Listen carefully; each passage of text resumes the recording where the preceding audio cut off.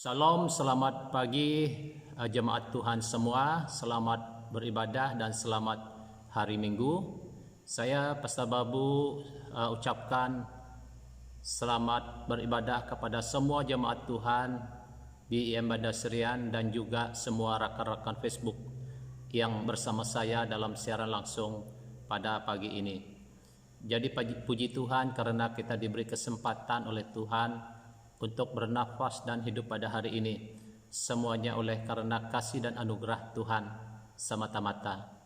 Maka itu saudara-saudara, sebelum kita teruskan kepada firman Tuhan pada pagi ini, terlebih dahulu mari kita satu di dalam doa dan saya pimpin kita di dalam doa. Haleluya. Bapa kami yang ada di surga, Bapa yang kami kasihi, di dalam nama Tuhan Yesus kami datang di hadirat Tuhan pada pagi hari yang indah yang mulia ini Tuhan, mengucap syukur atas nafas hidup yang Tuhan berikan buat kami sehingga kami adanya pada hari ini. Kami datang mempersembahkan tubuh jiwa roh kami ke dalam tangan Tuhan. Tuhanlah yang memberkati kami, Tuhanlah yang memimpin kami, Tuhanlah yang menyertai kami sepanjang hari ini. Kuatkan dan teguhkanlah hati kami Tuhan, agar kami tetap mengandalkan Engkau dalam seluruh kehidupan kami ya Bapa. Terima kasih Tuhan, sebentar kami mau merenungkan firman Tuhan. Mari Tuhan Engkau berbicara kepada kami lewat Roh Kudus-Mu.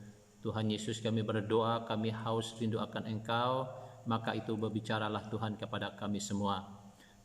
Lebih-lebih lagi bagi hamba-Mu yang akan menyampaikan firman Tuhan, hamba-Mu dengan tangan yang kosong, tidak punya apa-apa Tuhan, kiranya Tuhanlah yang berbicara melalui mulut lidah hamba, sehingga firman Tuhan disampaikan menurut pimpinan Roh Kudus-Mu sendiri. Bapa, kami ikat segala gangguan-gangguan yang mau mengganggu kami dalam siaran langsung ini, kami patahkan, kami usir dalam nama Tuhan Yesus. Biarlah Roh Kudus Tuhan yang bertakhta, yang bekerja berkarya di tengah kami. Berkati seluruh jemaat Tuhan yang mendengar firman-Mu pada hari ini Tuhan, supaya kami bersama-sama dapat menikmati dan mengalami kasih Tuhan Yesus dalam hidupan kami semua. Terima kasih Bapa. Dalam nama Tuhan Yesus kami sudah berdoa. Amin.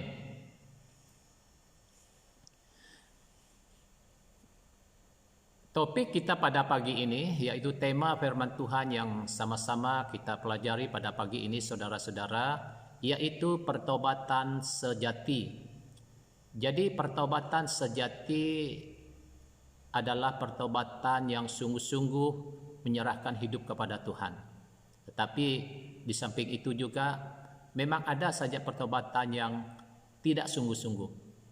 Maka itu pada pagi ini kita mau belajar daripada firman Tuhan, yaitu pertobatan yang sejati. Bagaimana pertobatan sejati itu yang harus kita lakukan dalam kehidupan kita sebagai orang percaya.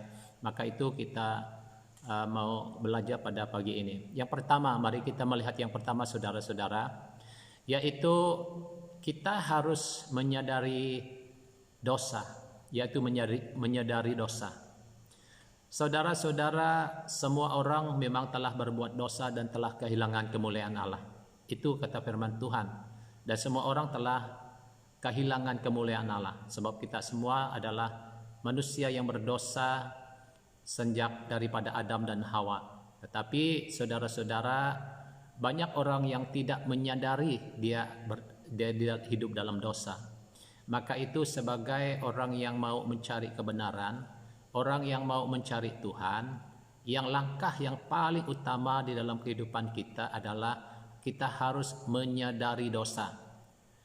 Lalu apa tindakan seterusnya? Kita harus menyadari dosa. Mari kita melihat perumpamaan yang di dalam Lukas 15.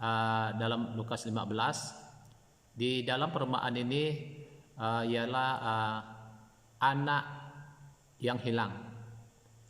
Jadi dalam perumpamaan ini Yesus mengisahkan tentang perumpamaan tentang anak yang hilang.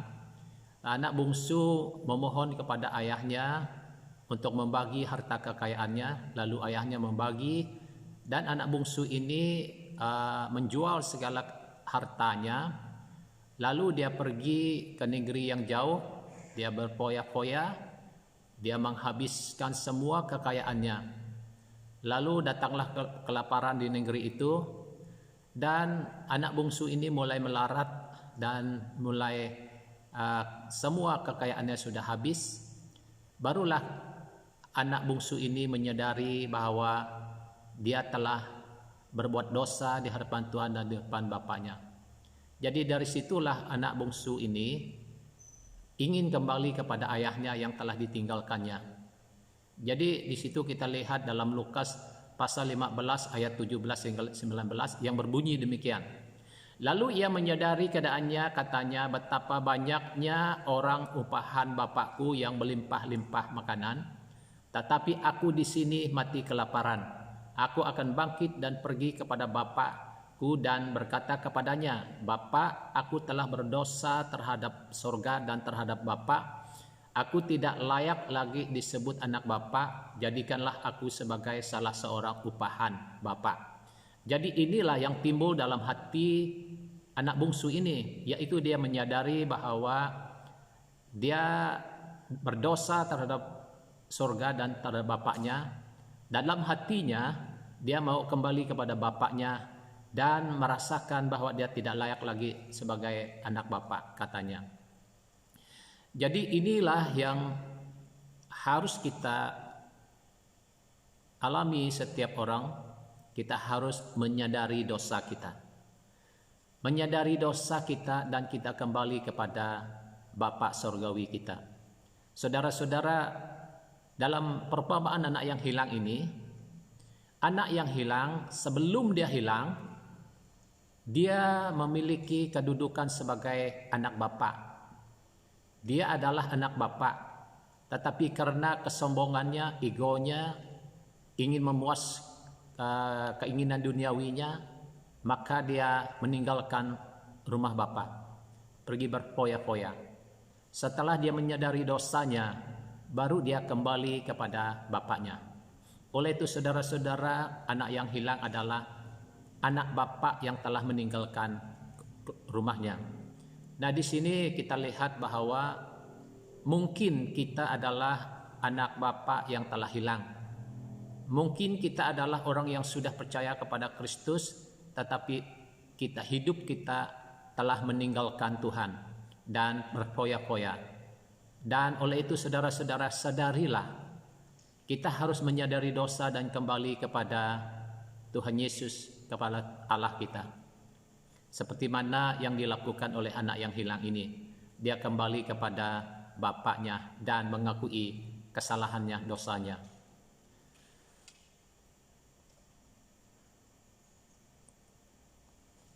Kita baca dalam Mazmur 51 ayat 1 dan 3 yang berbunyi demikian.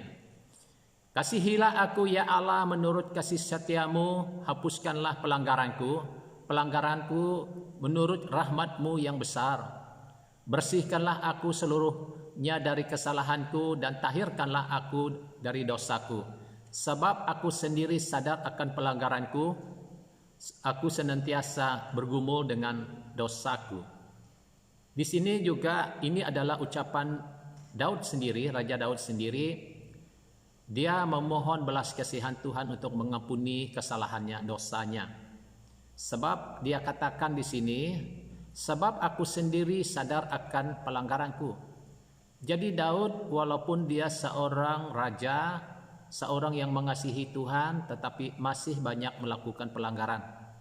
Oleh itu ketika dia menyadari kesalahannya, menyadari pelanggarannya, lalu dia datang merendahkan diri di hadapan Tuhan dan mengakui pelanggarannya. Dia katakan, sebab aku sendiri sadar akan pelanggaranku. Jadi di situ kita lihat Daud menyadari kesalahannya, menyadari pelanggarannya, menyadari dosanya.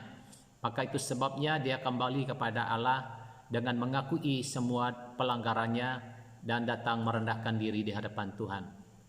Maka itu saudara-saudara, mari kita pada hari ini menyadari akan dosa kita, menyadari akan pelanggaran kita di hadirat Tuhan, bahwa kita adalah anak Tuhan yang telah jauh meninggalkan Tuhan, anak Tuhan yang telah meninggalkan rumah Bapa, dan telah membawa hidup kita berfoya-foya, hidup kita jauh daripada Tuhan. Mari tuh saudara-saudara kita sadari pada hari ini dan kembalilah kepada Tuhan. Sadarilah akan dosa kita dan kembalilah kepada Tuhan, saudara-saudara. Dan yang kedua yang harus kita lakukan untuk menyatakan bahwa kita adalah orang yang pertobatan yang sejati. Yang kedua, hati terasa hancur. Mazmur 51 ayat 17, korban sembelihan kepada Allah ialah jiwa yang hancur, hati yang patah dan remuk, tidak kau pandang hina, ya Tuhan, ya Allah. Nah, saudara-saudara, kembali kita lihat Raja Daud. Ketika Raja Daud menyadari dosanya, dia datang dengan penuh hati yang hancur. Dia datang dengan penyesalan diri dan dia datang dengan hancur di kaki Tuhan. Dia menangis di kaki Tuhan sebab dia sungguh-sungguh menyadari akan kesalahan dosanya, maka jiwanya hancur di hadapan Tuhan. Maka itu sebabnya dia katakan, korban sembelihan kepada Allah ialah jiwa yang hancur, hati yang patah dan remuk, katanya. Jadi kita harus remuk hati di hadapan Tuhan, menandakan bahwa ada satu penyesalan yang sungguh-sungguh terdalam dalam diri kita akan dosa kita, akan pelanggaran kita. Maka kesadaran yang dalam hati kita, jauh hati kita, itulah yang membuat kita hancur dan menangis di hadapan Tuhan, saudara-saudara. Sebab ketika kita datang di hadapan Tuhan dengan hati yang hancur, hati yang menangis di hadapan Tuhan, maka itulah yang Tuhan lihat bahwa ada kesungguhan di dalam diri kita yang sungguh-sungguh mencari Dia. Maka itu saudara-saudara, mari kita datang di hadirat Tuhan. Jangan menahan dirimu. Jika engkau menangis di hadapan Tuhan, menangislah.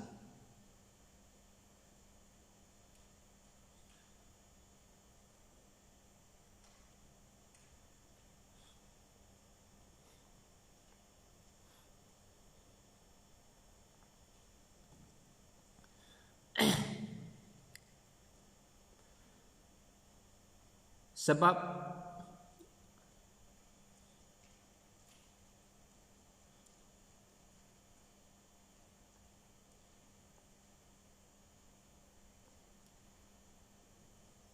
jika kita datang di hadapan Tuhan dengan hati yang hancur dan menangis, itu membuktikan bahwa itulah kesungguhanmu sendiri dan itulah yang dilihat Tuhan. Dan itulah persembahan yang berkenan di hadapan Tuhan. Oleh itu saudara-saudara semua, mari kita datang di hadirat Tuhan.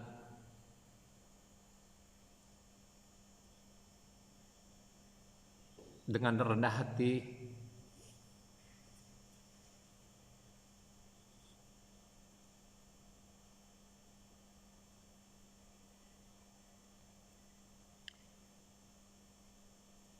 sebab Tuhan mengasihi orang yang sungguh-sungguh mencari Dia.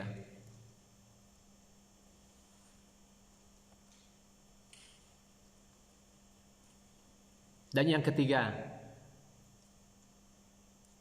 poin yang ketiga,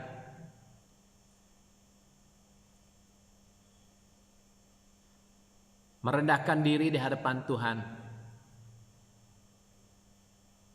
Lukas 15 ayat 20 hingga 21. Maka bangkitlah ia dan pergi kepada bapaknya. Ketika ia masih jauh, ayahnya telah melihatnya, lalu tergeraklah hatinya oleh belas kasihan. Ayahnya itu berlari mendapatkan dia, lalu merangkul dan mencium dia. Kata anak itu kepada bapaknya, "Bapak, aku telah berdosa terhadap surga dan terhadap Bapa. Aku tidak layak lagi disebut anak Bapa." Jadi kembali kita kepada perumpamaan anak yang hilang tadi. Anak yang hilang ini telah menyadari akan keadaannya. Dan dia sudah bertobat dengan sungguh-sungguh, dia kembali kepada bapaknya. Dia bangkit lalu pergi kepada bapaknya. Kita lihat dalam kisah ini dari jauh, ketika dilihat oleh ayahnya, maka tergeraklah hatinya oleh belas kasihan. Lalu ayahnya berlari mendapatkan dia, lalu merangkul dan mencium dia. Saudara-saudara, betapa bapak anak bungsu yang hilang ini mengasihi dia. Selama ini bapaknya menunggu kepulangannya. Tapi ketika anak ini telah sadar akan dosanya dan kembali kepada bapaknya, maka dia disambut dengan begitu kasih sayang. Dan hati bapaknya tergerak oleh belas kasihan. Dia merangkul dia dan mencium dia. Menandakan bahwa Tuhan begitu senang sekali dengan pertobatan orang yang berdosa. Pertobatan dengan orang yang telah meninggalkan Bapa dan kembali kepadanya sekali lagi. Oleh itu saudara-saudara, jika kita telah meninggalkan Bapa, jika kita telah jauh daripada Tuhan, ingat pada hari ini bahwa Tuhan senantiasa menunggu kepulanganmu. Tuhan senantiasa menantikan engkau kembali kepada Dia.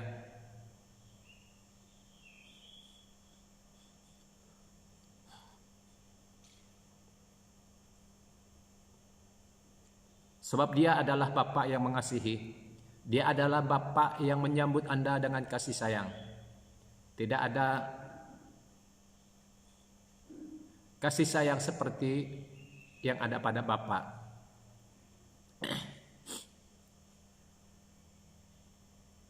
1 Petrus pasal 5 ayat 6. Karena itu rendahkanlah dirimu di hadapan tangan Tuhan yang kuat, supaya kamu ditinggikannya pada waktunya.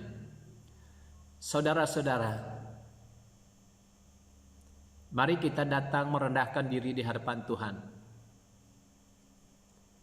Menyadari siapakah kita ini kalau bukan Dia. Kalau kita datang merendahkan diri di hadapan Tuhan,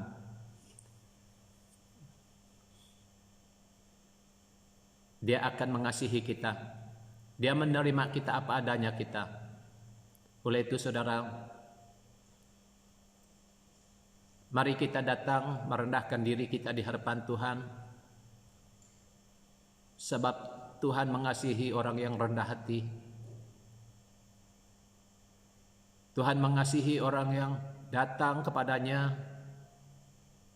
dengan rendah hati, dengan hati yang hancur, yang begitu sadar akan pelanggaran dan dosa kita, bahwa Dia adalah Allah yang mengampuni, bahwa Dia adalah Allah yang penuh kasih sayang menyambut kita kembali kepadanya. Marilah kita seperti anak yang hilang ini. Dia datang kepada bapaknya dan dia berkata kepada bapaknya, "Bapa, aku tidak layak lagi disebut sebagai anak Bapa." Dia sadar karena dosanya, pelanggarannya, dia merasakan bahwa dia tidak layak lagi disebut anak Bapa. Dengan sikapnya yang merendahkan dirinya, dengan hatinya yang penuh penyesalan, dengan hidupnya yang penuh dengan hati yang sungguh-sungguh ingin kembali kepada Bapa dan meninggalkan hidupnya yang jahat itu. Dan Bapa menyambut dia dengan kasih sayang, saudara.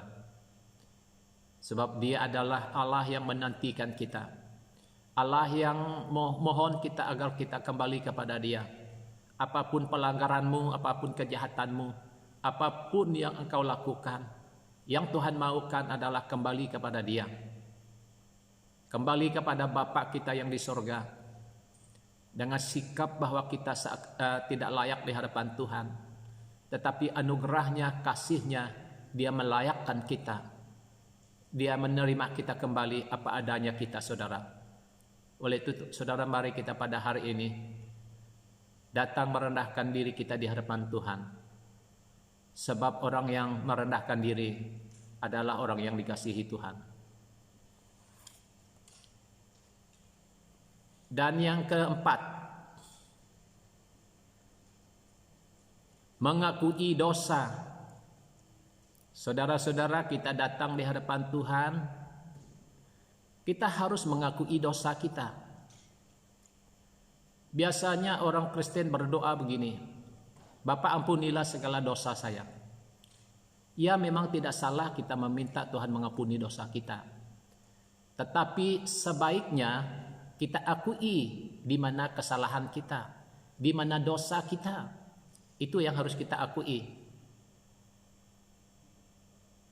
Seperti mana yang dilakukan oleh anak bungsu ini.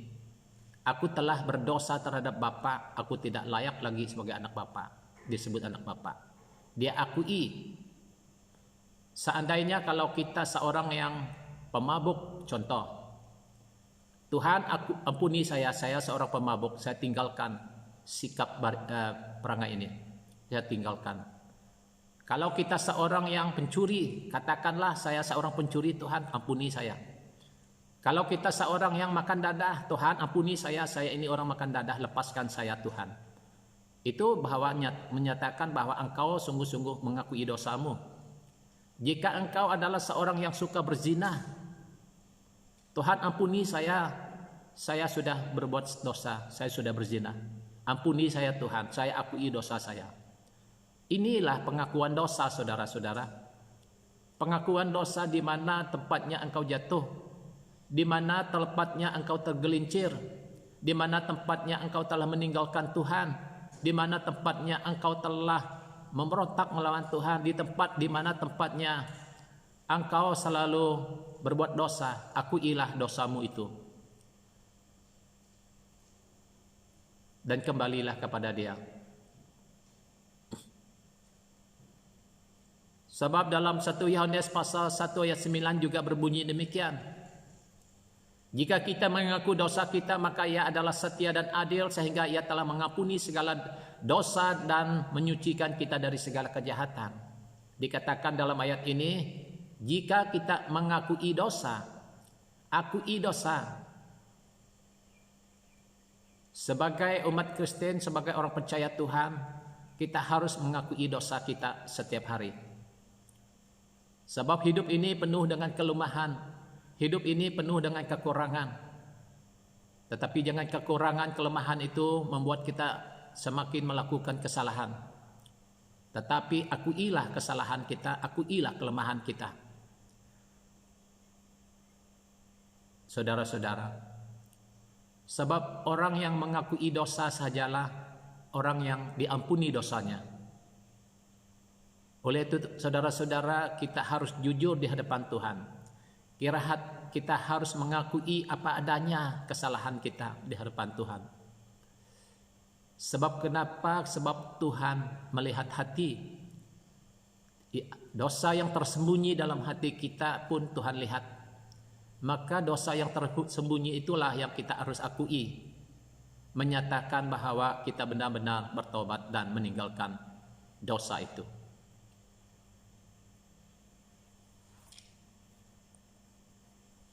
Dan yang kelima, saudara, yang kelima, berbalik dari dosa atau meninggalkan dosa. Saudara-saudara, dosa yang telah diakui kita harus tinggalkan. Jangan ulangi lagi. Seperti mana seorang berzinah didapati berzinah oleh pemimpin-pemimpin Yahudi, orang-orang Farisi, lalu menghadapkan perempuan berzinah itu di hadapan Tuhan Yesus, lalu menyatakan kepada Tuhan Yesus, Guru, perempuan berzinah ini ditangkap basah. Kalau menurut hukum Musa, seorang yang berzinah harus dilempari batu sampai mati. Apa pendapatmu, Guru? Kata orang-orang Farisi dan orang Saduki. Lalu Tuhan Yesus menjawab mereka dan berkata kepada mereka, siapa di antara kamu yang tidak berbuat dosa, dialah yang pertama-tama melempari perempuan ini dengan batu. Dan Yesus menunduk kepala di tanah dan menulis sesuatu. Ketika Tuhan Yesus mengangkatkan mukanya, lalu dia bertanya dengan perempuan itu, di manakah mereka? Mereka semua telah meninggalkan perempuan itu. Tidak ada satu orang pun yang berani melempari perempuan itu dengan batu. Lalu Yesus berkata kepada perempuan itu, aku pun tidak menyalahkan engkau. Pergilah, jangan buat dosa lagi. Tuhan Yesus memberi pesan kepada perempuan berzina ini, jangan berbuat dosa lagi. Jangan ulangi perbuatan yang jahat itu lagi. Saudara-saudara, jika kita telah berbalik daripada dosa, kita telah meninggalkan dosa, jangan ulangi lagi, jangan buat dosa lagi. Itu yang Tuhan maukan dalam kehidupan kita sebagai orang percaya. Jangan ulangi perbuatan yang sudah lama itu. Jangan buat dosa lagi. Ya, sebab dosa itu telah kita akui. Sebab dosa itu telah kita serahkan kepada Tuhan. Kita sudah bertobat. Mana mungkin kita mau kembali kepadanya? Mana mungkin kita mau melakukan dosa itu lagi? Maka itu sebabnya kita harus berbalik dari dosa dan tinggalkan dosa itu. Saudara-saudara, 2 Tawarik pasal 7 ayat 14 yang berbunyi demikian. Dan umatku di atasnya namaku disebut, merendahkan diri, berdoa, mencari wajahku, lalu berbalik dari jalan-jalannya yang jahat, maka aku akan mendengar dari sorga dan mengampuni mereka serta memulihkan negeri mereka. Dalam Tawarik mengatakan bahwa Tuhan mengampuni umatnya jika umatnya datang di hadapan Tuhan dengan rendah hati. Yang pertama rendah hati, dan kedua mencari wajah Tuhan dan meninggalkan jalan-jalan mereka yang jahat dan meninggalkan kehidupan lama mereka yang cenderung melakukan kesalahan dosa, dan tinggalkan itu. Dan kata Tuhan juga, maka aku mendengar dari surga dan mengampuni dosa mereka dan memulihkan negeri mereka. Hanya dengan 3 perkara ini Tuhan mengampuni dosa kita. Dikatakannya tadi, datang merendahkan diri di hadapan Tuhan dan berdoa mencari wajah Tuhan dan meninggalkan jalan-jalan kita yang jahat. Saudara-saudara, inilah yang membuat kita diampuni dosa kita, yaitu kita merendahkan diri di hadapan Tuhan dan kita mencari wajahnya sungguh-sungguh, berdoa sungguh-sungguh mencari kehendaknya, berdoa sungguh-sungguh mencari Tuhan dalam kehidupan kita, dan tinggalkan hidup lama kita, dan jangan buat dosa lagi. Baru Tuhan mengampuni dosa kita, saudara. Nah, oleh itu saudara-saudara, mari pada hari ini, jika kita telah berbuat dosa, tinggalkanlah dosa itu, saudara. Tinggalkan dosa itu. Kisah Para Rasul pasal 26 ayat 18. Untuk membuka mata mereka supaya mereka berbalik dan dari kegelapan kepada terang dan dari kuasa iblis kepada Allah. Jadi katanya di sini, berbalik dari kegelapan kepada terang Tuhan, dari kuasa iblis kepada Allah. Jadi jika kita punya pengaruh-pengaruh ilmu-ilmu hitam dan sebagainya, tinggalkan itu dan kembali kepada Tuhan. Jika hidup kita dipenuhi dengan kegelapan, tinggalkan itu dan kembali kepada terang Tuhan. Saudara-saudara, ini yang Tuhan inginkan dalam kehidupan kita. Tinggalkan. Jika selama hidup kita selama ini tadinya kita selalu meminta hikmat dukun, kita selalu berobat kepada dukun, tinggalkan itu, jangan pergi lagi. Jangan pergi lagi. Itu yang kita tinggalkan, saudara. Dan segala perbuatan-perbuatan kita yang jahat, perbuatan-perbuatan kita yang tidak baik, tinggalkan itu, saudara. Itu maksudnya kita harus berbalik dari dosa dan kita tinggalkan dosa. Sebab kita telah diselamatkan, kita telah diampuni Tuhan, kita sudah kembali kepada Tuhan. Maka itu kita harus tinggalkan yang lama itu. Tinggalkan hidup-hidup yang jahat itu.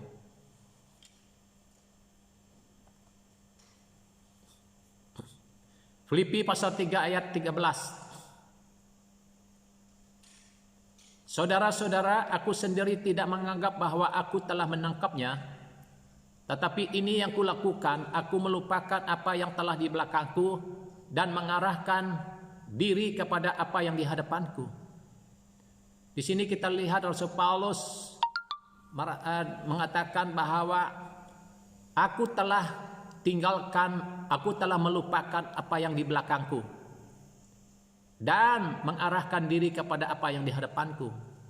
Saudara-saudara, mari kita pada hari ini lupakan segala yang masa lalu kita, lupakan perbuatan lama kita, lupakan segala yang jahat yang telah kita lakukan, dan marilah kita mengarahkan diri kita kepada Allah, apa yang di hadapan kita. Yaitu yang di hadapan kita adalah tangan Tuhan yang menuntun perjalanan hidup kita, tangan Tuhan yang menjamin masa depan kita, tangan Tuhan yang memberkati masa depan kita. Dan inilah kita arahkan ke hadapan, yaitu kita melihat Tuhan yang di hadapan kita. Kita melihat Tuhan menjadi panglima kita yang berperang di hadapan melawan musuh di hadapan kita, saudara. Maka itu saudara-saudara, mari pada pagi ini tinggalkan hidup lama kita, tinggalkan segala sesuatu yang sudah berlalu.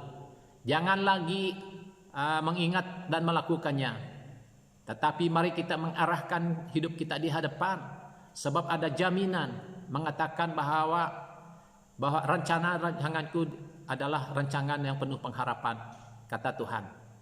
Jadi rencana Tuhan dalam kehidupan setiap orang percaya adalah masa depan yang penuh pengharapan. Masa depan kita adalah masa depan yang terjamin. Masa depan kita adalah masa depan yang terpelihara oleh Tuhan. Masa depan kita adalah masa depan yang diberkati Tuhan. Maka itu sebabnya kita mengarahkan yang di hadapan kita. Sebab kita tahu melihat bahwa Tuhanlah yang menuntun perjalanan hidup kita, Tuhanlah yang menyertai kita, yang memampukan kita, yang menguatkan kita, sehingga seluruh perjalanan hidup kita berhasil. Seperti mana yang janji Tuhan kepada Yosua. Jadi Yosua benar-benar berhasil dalam hidupnya. Demikian juga kita sebagai anak Tuhan. Jika kita mengandalkan Tuhan, jika kita berserah kepada Tuhan, berharap bergantung kepada Tuhan, maka Tuhan menjadi jaminan hidup kita. Tuhan menjadi menuntun langkah-langkah hidup kita. Maka itu sebabnya Rasul Paulus mengatakan, aku mengarah apa yang di hadapanku. Di hadapan kita adalah jaminan hidup kekal. Di hadapan kita adalah masa depan yang di dalam tangan Tuhan. Tuhan punya rencana yang baik bagi Anda dan saya semua, kita semua. Oleh itu saudara-saudara, mari kita pada hari ini bersandar kepada Tuhan, menyerahkan hidup kita sepenuhnya kepada Tuhan. Dan kita tahu dan akan melihat tangan Tuhan menyertai kita. Apapun yang kita lakukan, pasti Tuhan memberkati. 2 Korintus pasal 5 ayat 17. Jadi siapa yang ada di dalam Kristus, ia adalah ciptaan baru, yang lama sudah berlalu, sesungguhnya yang baru sudah datang. Saya percaya bagi orang yang telah kembali kepada Tuhan, saya percaya bagi orang yang telah dahulunya hidupnya telah menyimpang, telah jauh meninggalkan Tuhan, dan sekarang dia kembali kepada Tuhan, dan dikatakan bahwa yang lama sudah berlalu. Biarlah yang lama itu sudah berlalu, sesungguhnya yang baru sudah datang. Biar orang mengatakan Anda, oh kamu masih dulu, kamu begini, kamu begitu. Tak apa, tidak mengapa. Sebab Anda tidak ada di situ lagi. Anda telah diperbarui oleh Tuhan. Dan yang baru sudah datang dalam hidupmu, yaitu Roh Kudus yang diam di dalam hidupmu. Roh Tuhan yang mengendalikan hidupmu. Jadi oleh itu saudara, itulah yang baru dalam hidupmu. Sekalipun ada orang yang membangkitkan bahwa engkau dulunya begini. Lupakan itu, bahwa Anda tidak ada lagi di situ. Anda sudah menjadi anak Tuhan. Anda telah ditebus Tuhan. Anda telah diampuni Tuhan. Anda telah mengalami kasih Tuhan. Maka itu kita harus benar-benar mengarahkan hidup kita kepada Tuhan. Itulah yang baru datang dalam kehidupan kita. Saudara-saudara, kita sangat bersyukur kepada Tuhan karena tidak ada yang seperti Dia. Mengapa saya katakan tidak ada yang seperti Tuhan? Karena Tuhan adalah kasih. Kasih-Nya adalah kasih yang kekal. Tuhan tidak pernah berubah. Dahulu, sekarang, dan sampai selamanya Tuhan tidak pernah berubah. Dan Tuhan tetap menepati janjinya. Tuhan adalah kasih. Karena Dia sanggup datang Allah yang kekal di sorga sanggup datang mengambil rupa seorang manusia dan mati di atas salib untuk menebus kita orang yang berdosa ini. Itulah kasih Allah. Itulah kasih Allah yang begitu nyata dalam kehidupan kita. Seperti mana keselamatan yang ada pada kita pada hari ini. Semuanya oleh karena kasih Tuhan. Karena semuanya karena anugerah Tuhan, kemurahan Tuhan. Maka itu saudara-saudara, itu sebabnya ketika seorang bertobat dan kembali kepada Tuhan, Tuhan tergerak hati dan merangkul dan mencium anaknya yang hilang itu. Demikian Tuhan bagi kita. Dia adalah Allah yang penuh kasih sayang. Ketika kita bertobat sungguh-sungguh dan kembali kepada Dia, kita dirangkul Tuhan, kita dijaga Tuhan, kita sama seperti biji matanya. Dia sungguh-sungguh menyertai kita, Dia memimpin hidup kita, Dia memberkati hidup kita. Jangan khawatir akan hari esok, sebab jaminan di dalam tangan Tuhan. Maka itu sebabnya seluruh hidup kita serahkan kepada Tuhan. Maka Tuhanlah yang berhak atau berkuasa menjadi jaminan hidup kita, seluruh kehidupan kita. Oleh itu saudara-saudara, mari pada hari ini saudara, serahkanlah hidupmu kepada Tuhan dengan sungguh-sungguh. Jangan lagi pertobatan yang tidak sungguh-sungguh seperti yang lalu. Tetapi mari pada hari ini bertobatlah yang sungguh-sungguh. Mintalah ampun dari Tuhan, sebab Allah penuh kasih sayang dan Tuhan mengampuni Anda. Marilah kita datang merendahkan diri kita di hadapan Tuhan. Marilah kita datang remuk hati di hadapan Tuhan. Marilah kita menyerahkan seluruh hidup kita kepada Tuhan. Pasti hidup kita mengalami lawatan Tuhan dan dipulihkan sepenuhnya oleh Tuhan, sehingga hidup kita hanya memuliakan nama Tuhan. Ya saudara-saudara, inilah sedikit renungan kita pada pagi ini mengenai pertobatan sejati. Saya harap melalui penjelasan firman Tuhan ini tadi, kita sedikit sebanyak dapat memahami betapa pertobatan yang sejati itu Tuhan perlukan. Sungguh-sungguh kita perlukan untuk kita diampuni dosa kita, supaya kita menjadi anak yang dikasihi Tuhan. Jadi ini firman Tuhan yang kita dengar pada pagi ini. Mari kita berdoa. Haleluya. Bapa, kami mengucap syukur kepadamu Tuhan, karena Engkau berbicara kepada kami pada pagi ini. Tuhan, hamba-Mu telah berhenti berbicara. Biarlah Tuhan Engkau terus bekerja dan memberi kebenaran, menjelaskan firman ini dalam hati jemaat-Mu yang mendengar, sehingga kami bertumbuh dan mengasihi Tuhan, supaya kami juga sungguh-sungguh bertobat dan menyerahkan hidup kami sepenuhnya kepada Tuhan. Hanya dengan pertobatan yang sungguh-sungguh itulah kami berkenan di hadapan-Mu ya Bapa. Terima kasih Bapa, karena Engkau telah berbicara kepada kami pada pagi ini. Terima kasih. Dalam nama Tuhan Yesus kami sudah berdoa. Amin. Terima kasih. Tuhan Yesus memberkati. Salam.